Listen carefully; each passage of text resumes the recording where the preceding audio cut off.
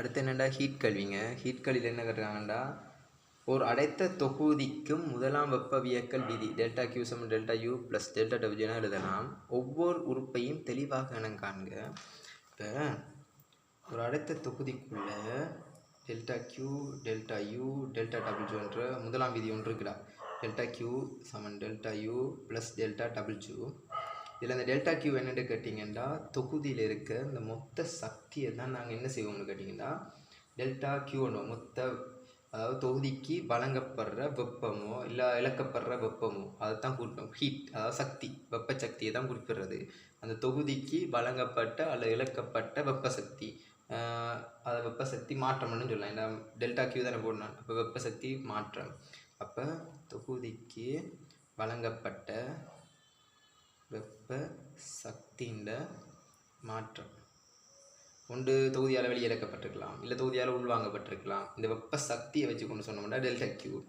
Delta யூன்றது அதில் இருக்க வெப்ப சக்தி, அதாவது அகச்சக்தியில மாற்றம் என்று சொல்லலாம். இந்த அகச்சக்தி புறச்சக்தின்னு சொல்லுவோம். அந்த மாதிரி அகச்சக்தியில மாற்றம். இது என்னென்னா அகச்சக்தியின் மாற்றம். அகச்சக்தியின் மாற்றம். டெல்டா டபிள்யூன்றது தொகுதியால் செய்யப்பட்ட வேலை மாற்றம். தொகுதியால் செய்யப்பட்ட வேலையின் மாற்றம். சரியா? இப்போ இது வெப்ப சக்தி, இது அகச்சக்தி, இது செய்யப்பட்ட வேலையின மாற்றம். இதை நான் சிம்பிளாக சொல்லணும்னா, ஒரு பம்ப் இருக்குது. சரியா? ஒரு பம்மில்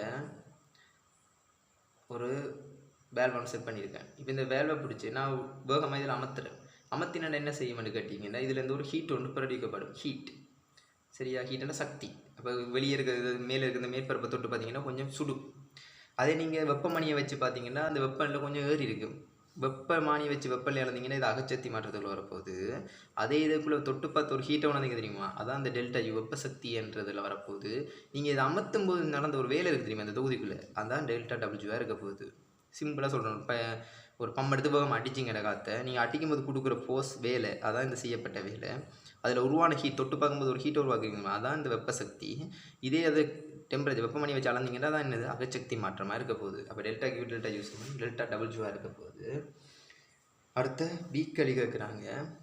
சமவெப்ப செயல்முறை. சமவெப்ப செயல்முறை.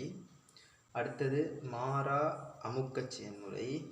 அதே மாதிரி சேரலில்லா செயல்முறை. என்பவற்றினால் கருதப்படுவது யாதுன்னு கேட்குறாங்க. சம வெப்பச்செயல்முறை. அவனே சொல்லிட்டான் வெப்பம் மாறல. அப்போ தொகுதியில் வெப்பநிலை மாறாமல் இருந்தது. சம வெப்பம் அவனே அதில் மூலம் தந்திருக்கான். அப்போ தொகுதியில் டெம்பரேச்சர், அதாவது வெப்பநிலை என்றது மாறாமல் இருக்கிறது. வெப்பநிலை, வெப்பமில்லை வெப்பநிலை, சம வெப்பம், அதாவது வெப்பநிலை மாறாமல் இருக்குது. சரியா? அப்போ டெம்பரேச்சர் இவரோட சம்மந்தப்பட்ட ஒரு ஆளாக. மாறா அமுக்கம். அப்போ அமுக்கம்ன்றது தொகுதியில் என்ன செய்யுது, மாறாமல் இருக்குது. இது இங்கே தொகுதியில் செய்யப்பட்ட வேலையில் வரப்போகுது.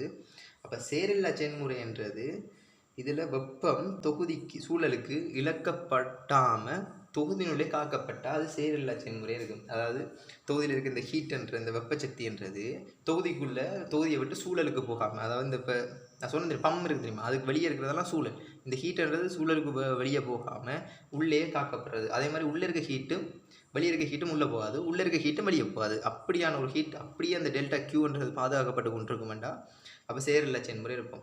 சம வெப்பம்ன்றது டெல்டா யூ இவர் அப்படியே மாறாமல் இருப்பார். அதே மாதிரி மாறா அமுக்கம்ண்டா செய்யப்பட்ட வேலையும் மாறாமல் இருக்கும். ஏன்னா அவர் தான் தொகுதியில் செய்யப்பட்ட வேலையோடு இருப்பார். அமுக்கம் வேலையோடு சம்மந்தப்பட்டது. அதே மாதிரி சேரில்லா செயல்முறையில் சக்தி வெளியேயும் போகுது, உள்ளே இருக்க சக்தி உள்ளேயும் வரும். வெளியே இருக்க சக்தி உள்ளேயும் போகாது, உள்ளே இருக்க சக்தி வெளியேயும் போகாது. அப்போ இதில் டெல்டா கியூன்றது ஒரு மாறாமல் இருக்கும். இதான் அவங்களோட கான்செப்ட், கேட்டிருக்க கான்செப்டே இதான். அப்போ delta Q delta U delta W. அப்போ அது வெப்பசக்தி, இது அகச்சக்தி, இது தொகுதியில் செய்யப்பட்ட வேலை. இவங்களோட சம்மந்தப்பட்டாக்கள் தான் இந்த சம வெப்பம், மாறா வெப்பம், சேரில்லா வெப்பம். அகச்சக்தி மாறாமல் இருந்தால் அது சம வெப்ப மாற்றம். டெல்டா டபிள்யூ மாறாமல் இருந்தால் மாறா அமுக்க செயல்முறை. அதே மாதிரி டெல்டா கியூ மாறாமல் இருந்தால் சேரில்லா செயல்முறை என்று சொல்லுவோம் நாங்கள் இதை. அப்படியே சீக்கு வந்தோம்டா, ஒரே புள்ளியிலிருந்து தொடங்கி அதனை ஏபி என குறித்து 3 செயல்முறைகளுக்கும் பிவி வரிப்படத்தில் காட்டப்படும் பருமடியாக வரைக. இப்போ பிவி வரிப்படத்தில் காட்டாமா? சரியா? சமவெப்ப செயல்முறை, மாறாமுக்க செயல்முறை, சேரில்லா செயல்முறை ஆகியவற்றின் முறையே ஏஎக்ஸ். ஏஎக்ஸ்ன்றது இது ஏஎக்ஸா சமவெப்பம். அதே மாதிரி ஏவைன்றது மாறாமுக்கம், ஏ செட்டுன்றது சேரல்லா. அப்போ சமவெப்பம்னா டெம்பரேச்சர் மாறல. அப்போ டெம்பரேச்சர் மாறாமல் இருக்குன்னா ஏஎக்ஸ். அப்போ ஏஎக்ஸில் கணக்கு நாங்கள் பார்த்தோம்னா டெம்பரேச்சர் மாறல. அப்போ இங்கே தான் ஏ புள்ளி, என்ன ஒரு புள்ளிலேருந்து தொடங்கிட்டேன். அவங்களே சொல்லியிருக்காங்க ஒரே புள்ளியிலேருந்து தொடங்கி ஏ தருக்கு ஒரே புள்ளிலேருந்து தொடங்குற மாதிரி. இந்த எல்லாம் ஏல தான் தொடங்குது. இப்போ என்ன இருக்குன்னு கேட்டிங்கன்னா இப்படி வரும் வரைவு இது ஏஎக்ஸாக இருக்க போகுது.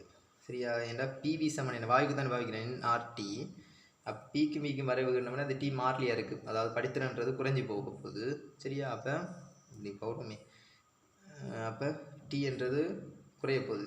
இதில் அப்படி தான் சொல்லியிருக்காங்க. அதாவது சம வெப்பம் டி என்ற மாறாமல் இருக்கிற இது படித்திறம் மாறல. சரியா? மடித்திறம் மாறாமல் இருக்கக்குள்ள நான் என்ன செஞ்சுருக்கேன்னா குறைச்சி எழுதியிருக்கேன். அதாவது குறைஞ்சி கொண்டு போகும். இதே ஏவை என்றா மாறா அமுக்கம், அமுக்கம்ன்றது மாறாமல் இருக்க போகுது. அப்போ அமுக்கம் என்ன மாறாமல் இருக்குன்னா இப்படி வரும் வரைவு அமைப்பை மாறல. அதே மாதிரி சேரல்ல செயல்முறையில் என்ன சக்தி என்ற ஒரு விஷயமே உள்ளெடுக்கப்பட்டு வெளிவிடப்படாது. அப்போ என்ன செய்யணும்னு கேட்டிங்கன்னா இங்கே வரப்போகுது ஏசெட் கொஞ்சம் குறைவாக வரும். இந்த வளைவோட சரியான குறைவாக இருக்குமா ஏசெட்ன்றது அமுக்கத்துக்கும் கனலுக்கான வரைவு இப்படி தான் இருக்குது மூன்றுக்கு. இது தனி நோட்ஸா, இது படித்து நோட்ஸ்லேயே இருக்குது அவ்வளோ இதுவும். சரியா? அடுத்தது பொயிலின் விதிக்கு அமைய நடந்து கொள்ளும் செயல்முறை எதான்னு கேட்குறாங்க. பொயிலின் விதி முதல்ல பொயிலின் விதியை பற்றி தெரியணும். பொயிலின் விதி என்ன சொல்லுதுன்னு கேட்டிங்கன்னா அது எப்படி தொடர்ந்து அதில் C1 பொயிலின் விதி என்னென்னு கேட்டிங்கன்னா P1 V1 சமன் P2 V2. அப்போ என்ஆர்டின்றது ஒரு மாறிலியாக இருக்க போகுது. இந்த சாம்பல் பிவி சமன் என்ஆர்ல P1 V1 சமன் ஒரு மாறிலி என்ன இவ்வளோ மாறிலி. அப்போ டெம்பரேச்சர் மாறிலியாக இருக்கிற இந்த என்னன்னா மாறா சம வெப்ப செயல்முறையில் தான் மாறிலியாக இருக்குது. அப்போ இது என்னென்னு கேட்டிங்கன்னா சம வெப்ப செயல்முறை.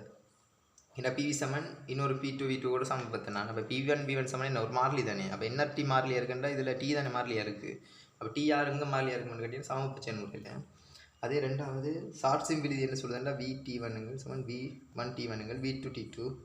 அப்போ V1T1ன்னா வியும் டியும் சம்மந்தப்படுது. அப்போ இதில் அமுக்கம்ன்றது என்ன செய்யும் மாறிலியாக இருக்க போகுது. அமுக்கம் மாறிலியாக இருக்குன்றா V1 T1 தான் கனெக்ட் பண்ணான். அப்போ அமுக்கம்ன்றது இதில் மாறிலியாக தானே இருக்க போகுது. மிச்ச செட்டில் மாறிலி தான். அதே மாதிரி அமுக்க மாறிலியாக இருக்குன்னா இந்த இடத்துல மாறா அமுக்க செயல்முறையில் மாறிலியாக இருக்க போகுது. அடுத்தது மூன்றாவது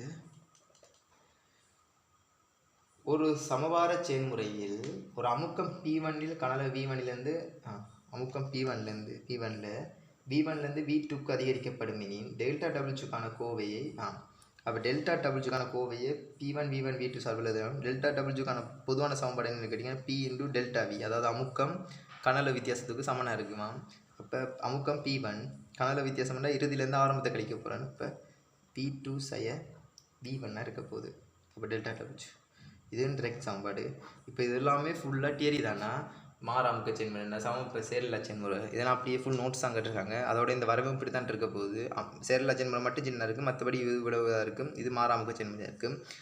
பொயிலின் விதி சமவெப்பத்தை சம்மந்தப்படுத்துது. சார்ல்ஸின் விதி மாறாமுக்க செயல்முறையை சம்மந்தப்படுத்துது. அதே மாதிரி செய்யப்பட்ட வேலையை நாங்கள் இப்படி ஒரு சமன்பாடு இருக்குது. அமுக்கம் தர கனலவு மாற்றம், அமுக்கம் தர கனலவு மாற்றத்தோடு போட்டிருக்கேன்னா ராபர்ட் ஸ்ட்ரோலிங்கினால் 1816 முதலாக உருவாக்கப்பட்ட ஸ்ட்ரோலிங். இது எங்கேயோ கேள்விப்பட்டிருக்கேன். ஸ்ட்ரோலிங் என்ஜின் வெப்பத்தை பொறுமுறை சக்தியாக மாற்றுகிறது. இது ஒரு அடைத்த இலட்சிய வாயு தொகுதியை வெவ்வேறு வெப்பநிலைக்கு அடைத்த இலட்சிய வாயு தொகுதி. அப்போ அடைத்த ஒரு இலட்சிய வாயு இருக்கிற ஒரு தொகுதி சரியா வெவ்வேறு வெப்பநிலைகளுக்கு திறந்து வைப்பதன் மூலம் கிடைக்கும் ஒரு சக்கர செயல்முறையினால் தொழிற்படுத்தப்படுகிறது. வெவ்வேறு வெப்பநிலைக்கு டெம்பரேச்சர் வச்சுக்கொண்டு வெப்பநிலைக்கு ஓகே ஒரு சக்கர செயல்முறையால் தொழிற்படுகின்றது.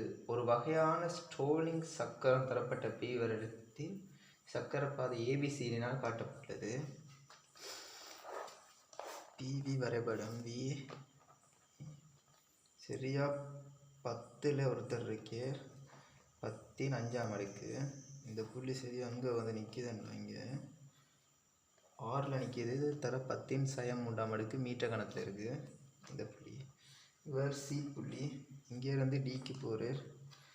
டி புள்ளியில் அந்த ஒரு 4 5 கிட்ட இருக்கா 5 டி புள்ளி சரியா இங்கே பார்த்தீங்கன்னா 5ல் இருக்குது. 4 செட்டு தான் இந்த கோடாக காட்டியிருக்காங்க 5ல். ஏமாத்திரம் பார்த்தீங்கன்னா நம்மளுடைய டி அப்படியே கீழே வந்தோம்னா இது எங்கே இருக்குன்னு கேட்டால் 12ல் இருக்குது. சரியா இந்த செட்லாம் ஏ இருக்குது. அது இங்கே எவ்வளோத்தில் இருக்குன்னா 2ல் இருக்குது, இதுக்கிடையில் 4ல் பி இருக்குது. அப்போ இங்கேருந்து ஒன்று நடக்குது, இங்கேருந்து ஒன்று நடக்குது, அப்படியே இங்கேருந்து ஒன்று வருது, சரி, இங்கேருந்து ஒன்று போகுது. சரியா? ஓகே, இதான் வரைவு. முதலாவது கடி கேட்குறாங்க என்னென்னு கேட்டிங்கன்னா, தரவு காரணங்களை தந்து ஏபி பிசி சிடி டிஏ ஆகிய 4 செயல்முறையில் இருக்கிறதும் வகைகளை என காண்க. ஏலேருந்து முதலாவது பிக்கு பார்ப்போம். ஏலேருந்து பிக்கு இதில் பார்த்தீங்கன்னா கனளவு குறைஞ்சி அமுக்கம் கூடுது. சரிதான், இந்த இடத்துல கனளவு குறைஞ்சி 2லேருந்து 6க்கு போய் 12லேருந்து 6க்கு போய் அமுக்கம் குறையுது. அப்போ கனளவும் அமுக்கம் இதில் சம்மந்தப்பட்டிருக்கு. உங்களுக்கு என்ன லட்சுவாய் தொகுதி என்ன பிவி சமன் என்ன என்ஆர்டி. அப்போ கனளவு அமுக்கம் தான் சம்மந்தப்படுது இதுக்குள்ள. அப்போ மிச்சம் இதெல்லாம் என்னவா இருக்க போகுதுன்னா மாறிலி. அப்போ இதில் எது மாறிலி? டெம்பரேச்சர், வெப்பநிலையை இப்போ என்ன மாறாமல் வச்சுருக்காங்க. அப்போ ஏலேருந்து பிக்கு ஒரு மாறா வெப்பநிலை நடக்குதுன்னு இது என்ன சமவெப்ப செயல்முறை நடக்குது. சரியா? அடுத்த பியிலேருந்து சிக்கு இதில் பார்த்தீங்கன்னா கனளவு மாறலை. ஏன்னா கனளவு ஒரு 6 இருக்குது, ஆனால் அமுக்கம் மட்டும் மாறுது. கனளவு மாறல, அமுக்கம் மாறுதுண்டா. அப்போ கனளவு மாறுது. அப்போ மாறா கனவளவு செயல்முறை. அதே மாதிரி சிலேருந்து டிக்கு கனளவு குறைஞ்சி அமுக்கம் என்று சொல்லி கனளவு கூடி அமுக்கம் குறையுது. கனளவு இங்கே 6லேருந்து 12க்கு போயிட்டு அமுக்கம் என்ன செய்யுது? குறையுது. இப்போ கடலவு அமுக்கு தான் சம்மந்தப்படுது. அப்போ என்ஆர்டி என்றது மாறிலி. அப்போ இது என்ன சம வெப்ப செயல்முறை. அப்போ டியிலேருந்து ஏக்கு போட்டோம்ட்டா கனளவுன்றது மாறாமல் இருக்குது. அப்போ இது மாறா கனவளவு செயல்முறையாக இருக்க போகுது. அப்போ ஒவ்வொரு செயல்முறையும் கண்டுபிடிச்சாச்சு. சரியா? அடுத்த 2வது கடி என்ன கேட்குறாங்கடா, புள்ளி ஏயில் உள்ள வெப்பநிலை 273 பாகை சி. புள்ளி ஏ இவர் ஏலேருந்து பிக்கு போகிற ப்ளஸ் சிக்கு வந்து டிக்கு வர்றது தானே. இது சும்மா நம்மளை குத்துமை பக்கரி இருக்கடா. சரி. புள்ளி ஏயில் உள்ள வெப்பநிலை 273 பாகை சி எனின் பிசிடி ஆகிய புள்ளியில் உள்ள வெப்பநிலையை கணிக்க. அப்போ ஏலேருந்து பி பாதையை சொன்னா என்னண்டு அமுக்கமும் கனலவும் சம்மந்தப்படுறதால என்ஆர்டி என்றது ஒரு மாறிலியாக இருக்குது. அப்போ இது சமவெப்ப செயல்முறை. அப்போ ஏ சமன் பி தான். அப்போ ஏலையும் 273 பாகை சின்னா பிலையும் என்னவா இருக்குது? 273 பாகை சியாக தான் இருக்க போகுது. அடுத்தது பியில் 273 பாகை சி கண்டுபிடிச்சிட்டேன். பிக்கு சிக்கு போட்டால் மாறா கனளவு செயல்முறை பிவி சமன் என்ஆர்டி தான் பாவிக்க போகிறேன். புள்ளி பிக்கும் புள்ளி சிக்கும். அப்போ பிவி என்ஆர்டி தானே, டெம்பரேச்சர் மாறும். ஓகே, இப்போ இதுக்கு பிவி சமன் என்ஆர்டி, இதுக்கு பிவி சமன் என்ஆர்டி போட்டேன்டா கனளவு ரெண்டுக்குமே சமன் தான். சரியா?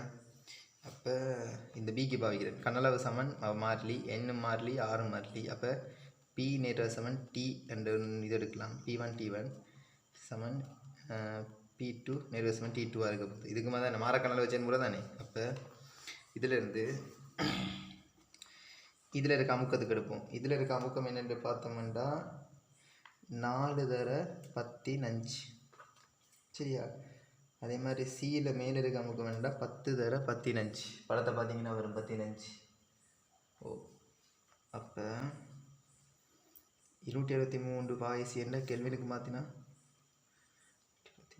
273 பாகை சி. 273 பாகை சி 273 கூட்டினா 6 14 பண்ணிட்டுருக்கு 546. அப்போ P1 P2 சமன் T1 T2. P1 T1 இவர் தான் எடுக்கிற முதலாவது. அதாவது 4 தர 15 சமன் 546 கீழே P2 10 தர 15 சமன் எக்ஸ். இந்த எக்ஸ் தான் இருக்க போகிறேன். குறுக்கு பெருக்கம் செஞ்சோம்டா 15 முதல்ல வெட்டுறேன். குறுக்கு பெருக்கம் செஞ்சால் 4x சமன் 546 தர 10. அப்போ எக்ஸ் சமன் எவ்வளோன்னு கேட்டிங்கன்னா 546 சரி தர 10க்கு 4 4ஆல் சுருக்கம்னா எக்ஸ் சமன் என்னென்னா 4 4 14 4 12 26 இப்படி தான் 4 14 4 12 26 26 6 4 24 மிச்சம் தசம் குத்தினா 20 5 4 20 10. அப்போ எக்ஸாம் எவ்வளோன்னு 1365 கெல்வின். பாய்சிக்கு மாத்திரம்டா 1365லேருந்து 273 கழிச்சோம்டா 5லேருந்து 3 போனால் 2.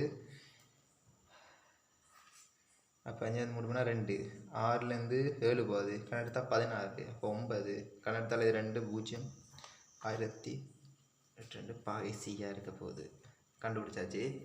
அப்போ சிலையும் டிலையும் என்னென்னு கேட்டிங்கன்னா டி புளிக்கிறதுனா சிஎம் டிஎம் என்ன அதான் அதுவும் மாற சமபட்ச முறை தானே. சிஎம் டியும் சமபட்ச முறை. சியில் 1092 பாய்சின்னா டிலையும் என்ன இருக்கும் 1092 பாய்சியாக தான் இருக்கும். அப்போ ஏபிசிடிக்கு கணக்கு போனோம்னா ஏல 273 பாய்சி பியில் 273 பாய்சி சியில் என்னென்னா 1092 பாய்சி அதே மாதிரி டிலையும் 1092 பாய்சியாக இருக்க போகுது. சரியா?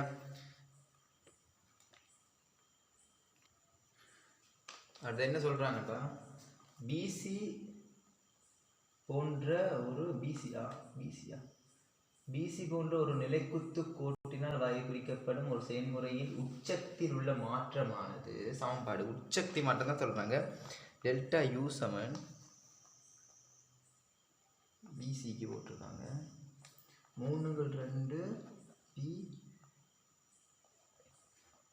பிசி செய்ய பிபினால் தரப்படுமா. இங்கு பிபி பிசி ஆகின முறையே பிசி ஆகியுள்ள அமுக்கங்களாகும். பியில் உள்ள கனதவு பிபி ஆகும். பிசி டிஏ செயல்முறையில் தொகுதிகள் வழங்கப்படும் வெப்பச்சக்தியை தான் கணிக்க சொல்லியிருக்காங்க. வெப்பச்சக்தி இது உட்சக்தி மாற்றம்டா. வெப்பச்சக்தியை கணிக்கலாமா. அப்போ நாங்கள் இப்போ பிசிக்கு தான் காண போகிறோம். பிசிக்கு போடுவோம். உச்சக்தியை முதலாக கணிப்போம். டெல்டா யூ சமன் பிசி உச்சக்தியை வைப்போம். 3 2 பிசி தானே. சீர் அமுக்கம் என்னவா இருக்கும் 10 தர 15 அதில் பார்த்தீங்கன்னா வழங்கும். பியில் அமுக்கம் என்ன 4 தர 15 பியில் கனளவு என்ன 6 தர 10 அப்போ 3 2 தர 10ல் அந்த கழிச்சோம்னா 6 தர 15 தர 6 தர 10 இப்போ 2ல் பிரிச்சோம்னா 3 முறை. அப்போ 3 9 தர 6 தர 15 தர 10 9 54 தர 10 2ஆம் அடுக்கு 5 3 கழிப்பட்ட 2 9 54. அப்போ பார்த்தோம்னா 5400 ஜூலாக இருக்க போகுது. சரியா? இதில் எங்களுக்கு தேவை என்னென்னு கேட்டிங்கன்னா இதில் கேட்டுருக்காங்க. நான் மொத்த சக்தி தான் கேட்டுருக்காங்க. வெப்பச்சக்தி சமன்பாடுன்னு சொல்லியாச்சு. டெல்டா கியூ சமன் delta U plus delta W. எனக்கு டெல்டா யூ தெரியும். இப்போ செய்யப்பட்ட வேலை பியிலேருந்து சிக்கு செய்யப்பட்ட வேலை 0 ஏன் சொல்லுங்க. அப்போ செய்யப்பட்ட வேலை சமன் பி தர டெல்டா வியாக இருக்க போகுது. அது அமுக்கம் தர கனளவு மாற்றம். இதில் நடந்த கனளவு மாற்றத்தை பார்த்தீங்கன்னா 6 தான் கனளவு மாற்றமே. ஆரம்பம் மாறு தான் இறுதி மாறலான் இருக்குது. அப்போ என்ன 0 தான் இருக்குது. அப்போ இங்கே செய்யப்பட்ட வேலை என்னன்னு கேட்டிங்கன்னா 0. ஆகவே டெல்டா கியூ சமன் என்ன டெல்டா யூவாக தான் இருக்க போகுது. அப்போ டெல்டா கியூ சமன் என்னன்னு கேட்டிங்கன்னா டெல்டா யூ தான் கண்டிருக்கேன் ப்ளஸ் 5400 ஜூலாக இருக்க போகுது. சரியா? அடுத்தது யாருக்கு இருக்கிறாங்க டிஏ செயல்முறைக்கு தொகுதிக்கு வழங்கப்படும் வெப்பச்சக்தி இருக்கிறாங்க. இப்படியே கொண்டு வர்றேன். அப்போ டெல்டா யூ டிஏக்கு கேட்குறாங்க. அப்போ 3 2 பி ஏ சய பிடி என்ன முன்னுக்கு இருக்கிறத சொல்லியிருக்காங்க. பிசிக்கு பார்க்கும்போது சி சைடுன்னு போட்டாங்க. அப்போ டிஏக்கு பார்க்கும்போது ஏ சைடின்னு போடணும். டி என்னத்துக்கு பார்க்குறாங்க டிக்கு தானே பார்க்குறாங்க. அப்போ பிடியில் கனலது. அப்போ 3 2 பிஏ எவ்வளவு பிஏட அமுக்கம் 2 தர 15 தர டிட அமுக்கம் 5 தர 15 கனலவு பிடிக்கு 12 தர 10 சயம் உண்டு. அப்போ 3 தர கூட்டணும்டா. சரி கழித்தன இதில் கழித்த சாரி 5லேருந்து 2 போகுது. ப்ளஸ் 2லேருந்து -5 போனால் -3 தர 5 தர 12 தர 10 சயம் உண்டு. 2ஆல் பிரிச்சோம்னா 6. அப்போ 3 சயம் 9. சயம் 9 தர 6 தர 5 தர 10 சயம் உண்டு. அப்போ சயம் 54 தர 10 2ஆம் அடுக்கு. ஆகவே சய 5400 ஜூல், அதாவது டெல்டா யூடிஏ. அடுத்து என்ன கேட்குறாங்க? சக்தி தான் கேட்குறாங்க. இப்போ சக்தி டெல்டா கியூ சமன் delta U plus delta W. இதில் டெல்டா டபிள்யூ பார்த்தீங்கன்னா 0 தான். ஏன்னா கனளவு மாற்றம் 0. சரியா? நமக்கும் தர கனளவு மாற்றம் இதில் 0 இருக்குது. ஆகவே delta you Saman delta you எடுக்கிறேன். அப்போ டெல்டா யூ எவ்வளவு? சய 5400 ஜூல். அப்போ டெல்டா கியூ எவ்வளோன்னு கேட்டிங்கன்னா சய 5400 ஜூல். இது சக 5400 ஜூல். ஓகேவா? சய 5400 ஜூல், அது சக 5400 ஜூல். அப்போ என்ன செய்கிறாங்கன்னா கணிப்ப நோக்கத்திற்காக மாத்திரம் ஏபி கம சிடி ஆகிய நேர்கோடுகளை கொண்டு ஏபி சிடி ஆகிய செயல்முறைகள் செய்த வேலையை கணிக்கட்டாம். அப்போ டெல்டா டபிள்யூ சமன் வேலையை தான் கணிக்க சொல்லியிருக்காங்க. பி தர டெல்டா வி கனளவு மாற்றம். இப்போ டபிள்யூ ஏலேருந்து பிக்கு நான் பாவிக்கணும். நேர்கோடன்னு கருதுட்டாமா. அப்போ நேர்கோடன்னு கருதுனோம்னா எனக்கு அமுக்கம் சராசரி தான் வேணும். என்ன அப்படி ஒரு நேர்கோடு கருதுனோம்ட்டா இதில் சராசரி பெருமானத்தை தான் எடுக்கணும் அமுக்கத்துக்கு. ஏன்னா 2 அமுக்கம் இருக்குது ஏழுக்கு. இப்போ ஏல பார்த்தீங்கன்னா என்ன அமுக்கம் இருக்குன்னு கேட்டிங்கன்னா படியாக பார்த்தா 2 தர 15 இருக்குது. அதே மாதிரி பியில் பார்த்தீங்கன்னா இந்த பி துண்டில் 4 தர 15 இருக்குது. அப்போ எனக்கு இதில் 2 எதை போடுறேன்னு கேட்டால் சராசரியாக போடுவோம். ஏன்னா நேர்கோடன்னு கருதுட்டாமா. அப்போ சராசரினா என்ன செய்யணும்னு கேட்டிங்கன்னா 4 தர 15ஐயும் 2 தர 15ஐயும் கூட்டி போட்டு 2ஆல் பிரித்து போட்டால் சராசரி வரும். கனளவு என்னென்னு கேட்டிங்கன்னா எங்கேருந்து எங்கே போகுது? ஏலேருந்து பிக்கு தான் நான் காண போடுறேன். ஏல கனளவு 12, பியில் கனளவு 4. அப்போ 12லேருந்து என்ன செய்யுது? 4க்கு போகுது. அப்போ ஆரம்ப கனளவு எது? 12. இறுதி கனளவு எது? 4. அப்போ டெல்டா வி என்னென்ன? இறுதியிலேருந்து ஆரம்பத்தை கழிக்கணும். அப்போ 4 சய 12 முழுவதில் 10 சயம் 3 கனளவு போட்டிருக்கேன். இப்போ டபிள்யூ ஏபி சமன் கூட்டினீங்கன்னா 6 தர 15 2 தர சய 8 தர 10 சயம் 3. 2ஆல் பிரிச்சோம்னா 3 முறை. அப்போ டபிள்யூ ஏபி சமன் 8 சய 24 தர 10 2ஆம் அடுக்கு. அப்போ டபிள்யூ ஏபி சமன் எவ்வளோன்னு கேட்டிங்கன்னா 2400 ஜூலாக இருக்க போகுது. சரியா? சரி இதான் சரி 12லேருந்து 6க்கு போகுதுல்லோ. பார்த்தீங்களா? 12லேருந்து 6க்கு போகுது. அப்போ இதுலேயும் 6 தான் வரும். என்ன? அப்போ 6 3 18. அப்போ 1800 வரப்போகுது. 12லேருந்து 6 இப்போ தான் வரவே போகுது. 12லேருந்து 6க்கு போகுது. படியாக பார்த்தீங்கன்னா 12லேருந்து 6க்கு போகுதா? நான் 4 எடுத்துகிறேன். 12லேருந்து 6க்கு போகுது. அப்போ ஏலேருந்து பிக்கு. அடுத்து என்னென்னு கேட்டிங்கன்னா சிலேருந்து டிக்கு. இப்போ டபிள்யூ சிலேருந்து டிக்கு பார்த்தோம்னா அமுக்கம் தர கனளவு சிக்கும் டிக்கும் எடுத்தோம்னா கூட 10 தர 15லேருந்து கனளவுன்னு கேட்டால் 6 எங்கே போகுதுன்னு கேட்டிங்கன்னா 5 தர 15 கனளவு 12. இது ரெடி வச்சு ஈஸியாக இருக்கும். அப்போ இவ்வளோ இது சமாந்திரம் எடுக்கு, அதாவது சராசரி எடுக்கிறேன். 10 தர 15 கூட்டல் 5 தர 15 2 கனளவு மாட்டம் ஆரம்பம் இங்கே இருக்குது, இறுதி இங்கே இருக்குது. அப்போ 12 சய 6 முழுவதும் தர 10 சயம் 3. என்ன கனளவு சயம் 3 எடுத்துருக்காங்க. அப்போ 15 தர 15 2 தர 12 6 தர 10 சயம் 3. 2ஆல் வச்சிங்கன்னா 3 பெருக்கி விட்டிங்கன்னா 15 தர 3 45. 15 15 பெருக்கப்பட்டால் 10 2ஆம் அடுக்கு. அப்போ ப்ளஸ் 4500 ஜூலாக இருக்க போகுது. இது 1800 சய 1800, இது சக 4500 ஜூல். ஓகே.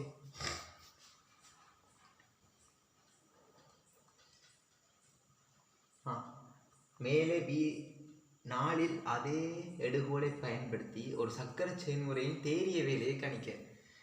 தேரிய வேலையை கணிச்சா சரி. அப்போ தேரிய வேலை என்னென்னு கேட்டிங்கன்னா டெல்டா டபிள்யூ சமன். சரியா? இப்போ ஏலேருந்து பிக்கு போகும். ஏலேருந்து பிக்கு ஒரு வேலை நடந்திருக்கு, பிறகு பியிலேருந்து சிக்கு ஒரு வேலை நடந்திருக்கு, பிறகு சியிலேருந்து டிக்கு ஒரு வேலை நடந்திருக்கு, பிறகு டியிலேருந்து ஏக்கு ஒரு வேலை நடந்திருக்கு. ஏலேருந்து பிக்கு வேலை தான் 1800 ஜூல். பியிலேருந்து சிக்கு 0 மட்டும் சொன்னான். ஏன்டா டெல்டா பி 0 மட்டும் சொன்னால பிக்கு சிக்கு 0 நடத்தினான். சியிலேருந்து டிக்கு இந்த இருக்க 4500 ஜூல். டியிலேருந்து ஏக்கு 0 மட்டும் சொன்னான். அப்போ 1800 சக 4500 வேறுபட்ட கூடியிருந்தா கழிபடும். கழிபடும் தானே. 4500 1800 போனால் 0 0 15 8 போனால் 7 4 கடன் தான் 3 3 போனால் 2 அப்போ ப்ளஸ் 2700. இதில் ப்ளஸ் மைனஸ் கொஞ்சம் கவனிக்கணும் சரியா. 2700 ஜூல். மேலே டி 4இல் உள்ள அதே எடுகோலை பயன்படுத்தி சக்கர செயல்முறை ஏபிசிடியின் திறனை கணிக்க. அப்போ சக்கர செயல்முறையில் திறனை கணிக்கட்டாமா. டி4இல் உள்ள அதே எடுகோலை பயன்படுத்தி சக்கர செயல்முறை ஏபிசிடியின் திறனை கணிக்க. அப்போ ஏபியால் ஒரு 4500 ஜூல் உருவாக்கப்பட்டு அது பிசியால் 2700 இழக்கப்பட்டிருக்கு. இதான் மொத்த வேலையாக போயிருக்கு எங்களுக்கு. 4500 ஜூல்லடா மொத்த வேலை தேரிய வேலை எவ்வளோன்னு கேட்டிங்கன்னா 2700 ஜூல் தான். என்ன பெரிய 4500 ஜூல் தான் உருவாக்கப்பட்டிருக்கு. அதில் 1500 ஜூல் இழுக்கப்பட்டு 2700 ஜூல் வேலை தான் செய்யப்பட்டிருக்கு. அது தெரிய வேலையே நடந்திருக்கு. அப்போ இதில் திறன் எவ்வளோன்னு கேட்டிங்கன்னா அப்போ திறன் சமன் சரியா மொத்தமாகவே 4500 சரியா. அப்போ திறன் எவ்வளோன்னு கேட்டிங்கன்னா 4500. ஓஹோ ஓஹோ 4500 தானே. 4500 உருவாக்கப்பட்டது, 2700 செய்யப்பட்ட தெரிய வேலை தர 100. இதே பிரிக்கி விட்டோம்னா 2700 45 93 27 3 5. அப்போ 60% வேலை செய்யப்பட்டிருக்கு. செய்யப்பட்ட வேலை தான் செஞ்சுக்கிறாங்க. சக்கர செயல்முறையில் ஏன்னா டி4இல் உள்ள எடுகோலை பயன்படுத்தி நேர்கோடன் வச்சுக்கொண்டு இதில் செய்யட்டாமா. இதில் வழியாக நோட் பண்ணுங்க. மொத்த சக்திகள்லாம் கதைக்கலாங்க. மேலே அவங்களே சொல்லியிருக்காங்க டி4இல் உள்ள எடுகோலை பயன்படுத்தி சக்கர செயல்முறை ஏபிசிடியின் திறனை கணிக்கதான் சொல்லியிருக்காங்க. வெப்பத்திற திறனோ அல்லது முழு சக்தியின் திறன்லாம் சொல்லலை. அவங்க டி4இல் குறிப்பிட்டதை வச்சுக்கொண்டு இதை செய்ய சொல்லியிருக்காங்க. மொத்தமாக 4500 ஜூல்ரா தேரிய வேலை எவ்வளவு 2700. அப்போ மொத்தத்தின் மேல் தெரிய வேலை தர 100 போட்டிருக்கேன். அவ்வளோதான். இதுக்காக மொத்த சக்தியெல்லாம் கணக்கி சொல்லி அவங்க சொல்லலை. ஏன்னா அவங்களால வடிவாக சொல்லியிருக்காங்க டி4இல் உள்ள எடுகோலை பயன்படுத்திண்டு. அப்போ இதில் இந்த கான்செப்ட் என்னன்னு கேட்டிங்கன்னா ஒரு வெப்பச்சக்திர முதலாம் விதி டெல்டா கியூ சமன் delta U plus delta W. இந்த டெல்டா டபுள் ஜூன்றது பி தர டெல்டா வி என்றால் குறிக்கப்படும். அப்போ இந்த டெல்டா கியூனா என்ன டெல்டா யூன்னா டெல்டா டபுள் ஜூ என்னன்னு உங்களுக்கு தெரிஞ்சிருக்கணும். இதை வச்சுக்கொண்டு சமவெப்ப செயல்முறை மாறா அமுக்க செயல்முறை சரியா அதே மாதிரி சேரலில்லா செயல்முறை இந்த 3 செயல்முறையும் ஒரு தொகுதியில் நடக்கும். இந்த தொகுதியில் இருக்க செயல்முறை என்ன இவங்களோட சம்பந்தப்பட்ட விதிகள் என்னென்ன இருக்குன்னு கேட்டிருக்காங்க சரியா. அதாவது delta Q plus delta Q சமன் டெல்டா யூ ப்ளஸ் டெல்டா டபுள் ஜூவில் தங்கியிருக்க காரணிகள் இருக்க. இந்த டெல்டா கியூ சமன் டெல்டா யூ ப்ளஸ் டெல்டா டபுள் ஜூவில் 3 செயல்முறை இருக்குது. சமவெப்ப செயல்முறை மாறாமுக செயல்முறை சேரலில்லா செயல்முறை இருக்குது. இந்த செயல்முறைகளில் என்னென்ன விதிகள் சம்மந்தப்பட்டிருக்கு இந்த விதிகள் என்னென்ன யார விதி என்ன பாயிலின் விதி சார்ல்ஸின் விதி இவங்க 2 பேரோட விதியையும் கனெக்ட் பண்ணி கேட்டிருந்தவங்க. பிறகு ஒரு சக்கர செயல்முறைன்னு தந்திருந்தவங்க. அதாவது ஒரு சக்கர செயல்முறையில் இந்த சக்கர செயல்முறையில் இருக்கிறத வச்சுக்கொண்டு எங்களுக்கு செய்ய சொன்னவங்க. இதில் நாங்கள் தேரிய வேலையை கனவழிக்கிட்டோம். கடைசியாக நாங்கள் பார்த்தது என்னென்னு கேட்டிங்கன்னா தேரிய வேலை என்னவா இருக்குமென்னு கேட்டவங்க. அதே மாதிரி இந்த சக்கர செயல்முறை என்றால் வடிவாக பார்த்தீங்கன்னா எங்களுக்கு அகச்சக்தி அதாவது டெல்டா யூன்றது எங்களுக்கு எப்படி வந்ததுன்னா 0 தான் வந்தது. அப்போ சும்மா சொல்கிறேனே இங்கேருந்து இங்கே போக எனக்கு 5400 வந்த மாதிரி இங்கேருந்து இங்கே வர்றதுக்கு எனக்கு 5400 வந்திருக்கு. எங்கள் தலைவரை நாங்கள் செஞ்சுருக்கோம். அதே மாதிரி இங்கேருந்து இங்கே வரும்போது டெல்டா டபுள் ஜூ 0 டெல்டா கியூவும் டெல்டா டபுள் ஜூ ஒன்றா தான் எங்களுக்கு இருந்தது. டெல்டா கியூவும் டெல்டா யூவும் எங்களுக்கு ஒன்றா தான் இருந்தது. வடிவாக பார்த்தீங்கன்னா இந்த அகச்சக்திக்கு நாங்கள் போட்ட சமன்பாடில் இதுவும் சக 5400 அதே மாதிரி திருப்பி வரும்போது 5400. அப்போ இதில் நடந்த அகச்சக்தி மாற்றம் என்னென்னு கேட்டிங்கன்னா 0 தான் இருக்குது. மொத்த தொகுதிக்கே 0 தான் இருந்தது. அதே மாதிரி டெல்டா டபுள் ஜூ 0 கேட்டால் இல்லை. டெல்டா டபுள் ஜூ எங்களுக்கு என்ன இருந்தது 4500 ஜூஸ் ஆகி உருவாக்கப்பட்டு அதில் 1800 பயன்படுத்திட்டு மிச்சம் எங்களுக்கு 2700 வெளியே இருந்தது. இப்போ தேரிய வேலை பூஜ்ஜியமாக இருக்குமான்ட்டு தெரியாது, ஆனால் தேரிய சக்தி என்ன இருந்தது எங்களுக்கு இந்த செயல்முறையில் பூஜ்ஜியமாக இருந்தது. அதே மாதிரி ஒரு டெம்பரேச்சருக்கு ஏற்ற மாதிரி பார்த்தினாங்க. அந்த ஒரு டெம்பரேச்சருக்கு என்ன பயன்படுத்தினாங்கன்னா பிவி சமன் என்னாட்டி இலட்சிய சமன்பாடு தான் பயன்படுத்தி செஞ்சாங்க. ஒவ்வொரு புள்ளியிலும் ஒரு வெப்பனில் இருந்தது, சில புள்ளிகளில் சமமாக வெப்பம் இருந்தது. அப்போ ஒரு சுழற்சியான ஒரு சக்கர செயல்முறை தந்து அதில் இருக்க வரைப்புகளை வச்சு டிரெக்டாக கேள்வி செய்ய சொல்லியிருக்காங்க. இதில் புது விஷயம் என்னென்னா இந்த டெல்டா யூ இருக்கு தானே, இதுக்கு 3 இப்போ ஏ அண்டு பி என்றாடா பிபி சய பிஏ பிபி என்ற இப்படி ஒரு புது சமன்பாடு ஒன்று தந்து இதுக்குள்ளே பிரதிட்டு டெல்டா யூ காண சொல்லி தந்தாங்க. அப்போ இது ஒரு புது சமன்பாடு இதில் ஒன்று தந்திருக்காங்க. மற்றபடி ஒரு சக்கர செயல்முறையே ஒரு வரைவில் குறிக்கப்பட்டு அந்த வரைவில் இருந்து எங்களுக்கு டிரெக்டாகவே சமன்பாடை போட்டு கேள்வியை விடையை காணுங்கன்னு தான் தந்திருக்காங்க. மற்றபடி ஓகே, இந்த கேள்வி அவ்வளோ ஒன்றுலாம் இல்லை. வெறும் என்ன சொல்கிறது, முதலாம் இயக்க சமன்பாடு, அதோட சம்மந்தப்படுற சமன்பாடு, இதோட சம்மந்தப்படுற என்னென்ன செயல்முறை இருக்குது, அது யாரோட விதிகள் பொருந்தது, அதுக்கு பிறகு ஒரு சக்கர செயல்முறை, அதுக்கு சக்கர செயல்முறையில் டெல்டா யூக்கான ஒரு புது சமன்பாடு தந்திருந்தவங்க, அதில் பிரதிட்டு நாங்கள் பார்த்துனாங்க. அதே மாதிரி இதுக்கும் இந்த டெல்டா யூக்கும் டெல்டா கியூக்கும் என்ன தொடர்பு கேட்டிருந்தவங்க. பிறகு வேலையை பற்றி கேட்டிருந்தவங்க. வேலையில் ரெண்டுக்கும் என்ன வித்தியாசம், அதில் திறன் என்னன்றதை இந்த டெல்டா டபிள்யூ வச்சு செய்யுங்கன்றதையும் கண்டுட்டு இருந்தவங்க. வெறும் நோட்ஸில் டிரெக்டாகவே கேள்வி கேட்கப்பட்டிருக்கா.